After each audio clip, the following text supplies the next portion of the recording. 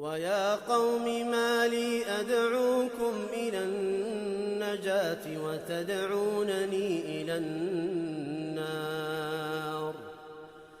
تدعونني لأكفر بالله وأشرك به ما ليس لي به علم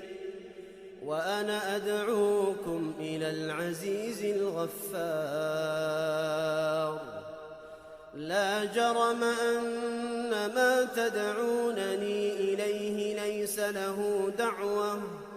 ليس له دعوة في الدنيا ولا في الآخرة وأن مردنا إلى الله وأن المسرفين هم أصحاب النار فستذكرون ما أقول لكم وأفوض أمري إلى الله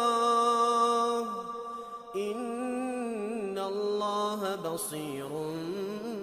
بالعباد